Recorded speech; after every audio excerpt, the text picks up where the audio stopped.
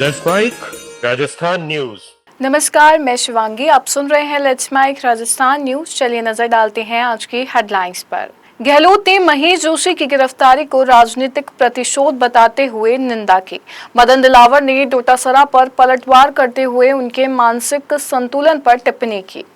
CM Bhajanlal Sharma ने सीकर के जाजोद गांव में ग्रामीणों से मुलाकात कर समस्याएं सुनी। जयपुर में ज्वेलर्स से 5 करोड़ की रंगदारी की मांग, रोहित गोदारा गैंग के नाम से धमकी।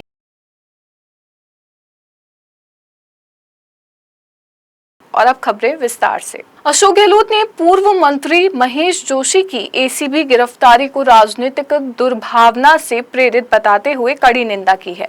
गहलोत ने कहा कि बिना नोटिस और पूछताछ के सुबह 5 बजे गिरफ्तारी करना कानूनी प्रक्रिया का उल्लंघन है। उन्होंने आरोप लगाया कि भाजपा सरकार एजेंसियों का दुरुपयोग कर राजनीतिक प्रतिशोध की कार्रवाई कर रही है।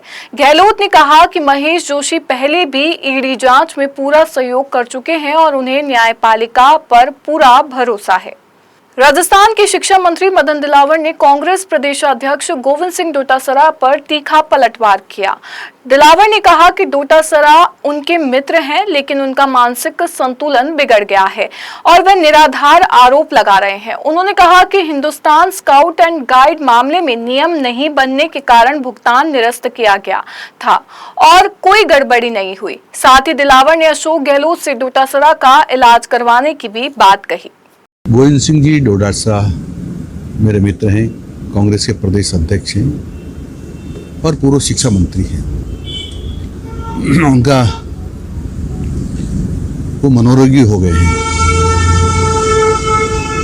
मैं माननीय अशोक जी गहलोत साहब से निवेदन करूंगा उनका मनोरोग अस्पताल में इलाज कराएं, अन्यथा नहीं तो ज़्यादा हो सकता है।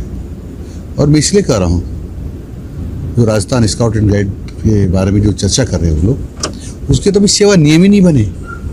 जब सेवा नियम ही नहीं बने तो भर्ती कहाँ से होगी? उनको पैसा कहाँ से मिलेगा?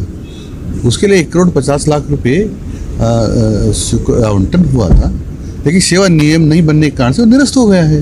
मुख्यमंत्री भजनलाल शर्मा ने सीकर के जाजोद गांव में रात बिताने के बाद सुबह मॉर्निंग वॉक के दौरान ग्रामीणों से मुलाकात की और उनकी समस्याएं सुनी। गांव के लोगों ने बिना झिझक अपनी समस्याएं उनके सामने रखी, जिस पर मुख्यमंत्री ने संवाद किया और समाधान का आश्वासन दिया। प्रदेश में एक नई पहल के रूप में देखा जा रहा है, जहां मुख्यमंत्री लगातार गाँव का दौरा कर सीधे जनता से जुड़ रहे हैं। जयपुर के एक नामी ज्वेलर को रोहित गोदारा गैंग से 5 करोड़ रुपए की रंगदारी न देने पर जान से मारने की धमकी मिली है। धमकी व्हाट्सएप वॉइस मैसेज के जरिए दी गई, जिसमें खुद को वीरेंद्र चारण बताकर पूरे परिवार को खत्म करने की चेतावनी दी गई। मामला झोटवाड़ा थाने में दर्ज होने के बाद साइबर सेल जांच में जुटी है और पुलिस ने कारोबारी के परिवार को सुरक्षा भी दी है। हनुमानगढ़ के पल्लू स्थित एसबीआई शाखा में प्रधानमंत्री फसल बीमा योजना के तहत करोड़ों के फर्जीवाड़े का मामला सामने आया है। कृषि मंत्री किरोड़ी लाल मीणा ने जांच के दौरान 162 फर्जी किसानों के नाम पर लगभग 9 करोड़ रुपए के बीमा क्लेम की आशंका जताई।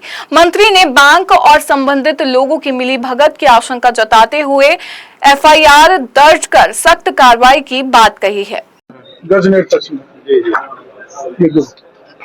कोई जमीन नहीं है, हर एक में ये रिमार्क लगा, कोई जमीन नहीं है और इन्होंने हमका क्लेम पास कर दिया। अब हमसे ये मांगने के लिए आए।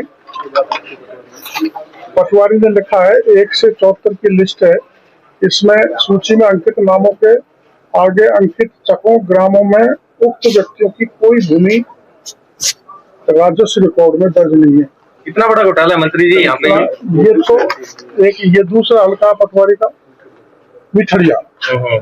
मिठड़िया में वहाँ के पटवारियों ने भी यही लिखा है कि इस ग्रामों में उक्त व्यक्ति जो है 162 में किसी के नाम भूमि राजस्व रिकॉर्ड में दर्ज नहीं है। सारे मेरे कमेंट्स उच्च अधिकारियों को दे दी गए हैं, वो जांच कर रहे हैं और जांच में जो भी आउटकम आएगा वो आपको सूचित कर दिया जाएगा। और प्राइमरी जांच में हमने कुछ लोगों के खिलाफ मुकदमा दर्ज करने के लिए थाना पल्लू में एप्लीकेशन दी है और कुछ डॉक्यूमेंट्स रिक्वायर्ड हैं और एफआईआर दर्ज होगी। भीलवाड़ा में पुलिस ने आईपीएल सट्टेबाजी के खिलाफ बड़ी कार्रवाई करते हुए 2 जगहों पर छापेमारी की। इस दौरान ऑनलाइन सट्टा चला रहे 3 आरोपियों को गिरफ्तार किया गया और भारी मात्रा में इलेक्ट्रॉनिक सामान व नकदी बरामद हुई। पुलिस ने मामला दर्ज कर पूरे सट्टा नेटवर्क की जांच शुरू कर दी है। ऊर्जा मंत्री हीरालाल नागर ने कोटा मेडिकल कॉलेज अस्पताल का दौरा कर हाल ही में हुई प्रसूताओं की मृत्यु को गंभीर बताया। उन्होंने भर्ती मरीजों और परिजनों से मुलाकात कर बेहतर इलाज के निर्देश दिए और जयपुर के विशेषज्ञ डॉक्टरों से कंसल्टेंसी लेने की बात कही। मंत्री ने जांच दल गठित करने की जानकारी देते हुए कहा कि लापरवाही पाए जाने पर सख्त कार्रवाई की जाएगी। नीचे चुकी है अभी तक नीचे करो यार, ऐसे क्या करो। बोलिए सर। नीचे करना है, कहाँ से नीचे तो मेरा हाथ पूरी पहुंच रहा है यार। सभी अभी प्रिंसिपल मेडिकल कॉलेज और यहाँ के आईसीयू के सबसे बात की है। स्थिति वास्तव में क्रिटिकल है। 2 प्रसूताओं की मौत हुई है और वो गंभीर भी है और इसमें और भी 1-2 जो गंभीर है, कुछ रिकवरी भी हो रही है। लेकिन इसकी जो भी जांच है उस जांच में जो तथ्य आएंगे, सरकार अपने स्तर पर उस जांच में अगर कोई लापरवाही हुई है, कहीं कोई किसी तरह की कोई कमी पाई जाती है तो उसको निश्चित रूप से दोषियों के खिलाफ कार्रवाई भी होगी। और सरकारी स्तर पर इसमें और हम मॉनिटरिंग करवा रहे हैं, बेहतर से बेहतर इनको इलाज उपलब्ध हो। इसके लिए कंसल्टेंसी हम यहाँ से लगा कर मेडिकल कॉलेज जयपुर से भी ली जा रही है और कोशिश ये की जा रही है कि इनकी रिकवरी हो करके और इनको ठीक हो जाए। जो भी इनकी एक बार इन्फेक्शन हुआ है उसके क्या कारण है, ठीक से उनका डायग्नोसिस हो। भीलवाड़ा में तेज रफ्तार बजरी से भरे डंपर ने बाइक सवार 3 युवकों को टक्कर मार दी, जिसमें एक की मौत हो गई और 2 घायल हो गए। घायल युवकों को महात्मा गांधी अस्पताल में भर्ती कराया गया है, जहां उनका इलाज चल रहा है। परिजनों ने आर्थिक सहायता और बजरी माफिया के खिलाफ सख्त कार्रवाई की मांग की है। भीलवाड़ा जिले में जिस प्रकार बजरी का अवैध खनन हो रहा है, उससे आए दिन दुर्घटना हो रही है और काफी लोग मर रहे हैं इस दुर्घटना में। और आए दिन लोग डंपर से, और पुलिस इसमें कोई कार्रवाई नहीं करती है। और उसके साथ ही ग्रामीण लोग ये सब आज उपस्थित है यहाँ पर मोचरी के बाहर। वहाँ कल रात को किशन सिंह के साथ दुर्घटना हुई, जिसमें किशन सिंह की मृत्यु हो गई पोंडरास ग्राम के पास। इस तरह से अगर ये बजरी का अवैध खनन चलता रहा तो लोग परेशान और मृत्यु की भोग चढ़ते रहेंगे। और प्रशासन इसको अनदेखी करके जिस प्रकार आग मिचौली का खेल खेल रही है, उससे क्षेत्रवासी सब हताश और नाराज है और काफी रोष उत्पन्न है क्षेत्रवासी में। चाहते हैं कि भी बजरी माफियों के खिलाफ ठोस से ठोस, कठोर से कठोर कार्रवाई हो और लोगों को न्याय मिले और एक सुखद वातावरण, एक एनवायरनमेंट बना हुआ रहे। रेवदर के ग्राम अनादरा में नाबालिग लड़की की शादी की सूचना मिलने पर प्रशासन ने तत्काल कार्रवाई की। एसडीएम राजीव लोहिया, राजस्व टीम और पटवारी मौके पर पहुंचे और परिजनों को शादी रोकने के लिए पाबंद किया। अधिकारियों ने स्पष्ट निर्देश दिए कि लड़की की उम्र 18 वर्ष और लड़के की 21 वर्ष पूरी होने पर ही विवाह किया जाए, अन्यथा कानूनी कार्रवाई की जाएगी।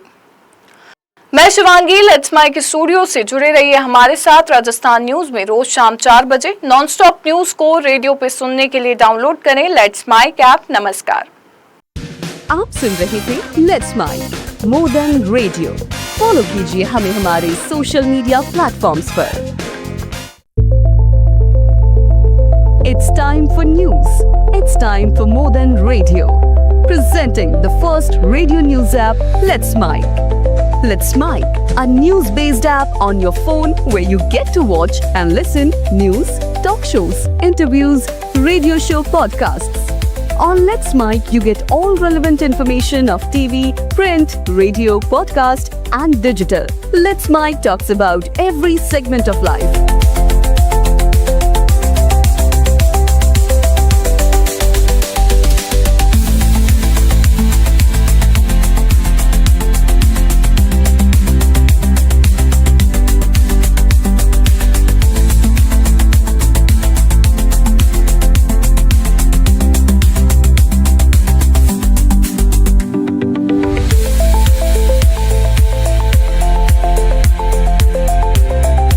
Download the app now from Play Store. Available both